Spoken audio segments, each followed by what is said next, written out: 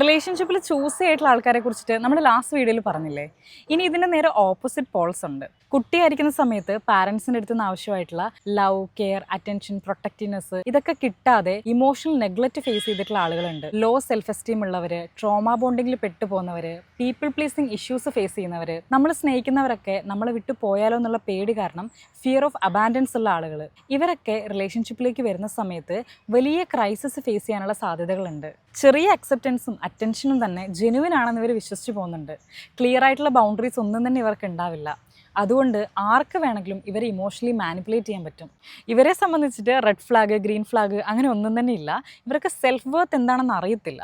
അതുകൊണ്ട് തന്നെ ലവ് ആണെന്ന് പറഞ്ഞ് എന്ത് കണ്ടാലും ഇവർ പെട്ടെന്ന് മെൽട്ടാവും. ഇവരുടെ സ്റ്റാൻഡേർഡ്സ് വളരെ ഫ്ലെക്സിബിൾ ആയതുകൊണ്ട് തന്നെ ഇമോഷണൽ ഇമ്പൾസിവിറ്റി ഇവരുടെ ക്യാരക്ടറിൻ്റെ ഭാഗമാണ്. ഇവർക്ക് ലോൺലിനെസ്സിനെ ഭയങ്കര പേടിയാണ്. അതുകൊണ്ട് റിലേഷൻഷിപ്പിലേക്ക് ഇവർ right or wrong, good or bad ഇതൊന്നും നോക്കാതെ പെട്ടെന്ന് തന്നെ എടുത്തു ചാടുന്നതായിട്ട് കാണാൻ പറ്റും. ഓപ്പോസിറ്റുള്ള ആൾക്കാർക്ക് വേണ്ടിയിട്ട് നമ്മുടെ പേഴ്സണാലിറ്റി വരെ ചേഞ്ച് ചെയ്യാൻ അവർ റെഡിയാണ്. ഹാബിറ്റ്സ് ഒക്കെ മാറ്റും, പ്രയോറിറ്റീസ് ചേഞ്ച് ചെയ്യും, ടൈം സ്പെൻഡ് ചെയ്യും.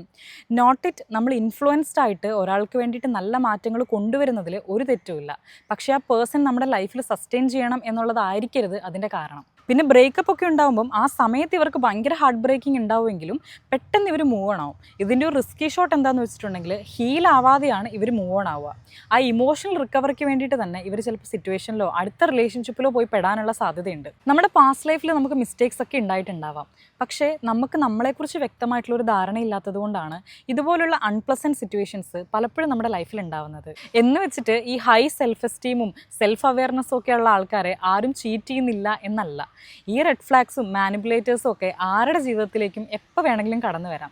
പക്ഷേ ലോ സെൽഫ് എസ്റ്റീം ഉള്ള ആൾക്കാരെ സംബന്ധിച്ചിട്ട് ഇത് കൂടുതലായിട്ട് അവരെ അഫക്റ്റ് ചെയ്യാനുള്ള സാധ്യതയുണ്ട്. സംടൈംസ് അവരെ തളർത്തി കളയാൻ പോലും. റെസ്പെക്റ്റ്, ലവ്, അറ്റാച്ച്മെൻറ്റ് ഇതിനൊക്കെ വേണ്ടിയിട്ട് ആരുടെയും കാല് പിടിക്കാതിരിക്കുക. അറ്റ്ലീസ്റ്റ് നമ്മളെ ഡ്രെയിൻ ചെയ്തിട്ടുള്ള ആൾക്കാരെ ഇനിയെങ്കിലും സേവ് ചെയ്യാതിരിക്കുക.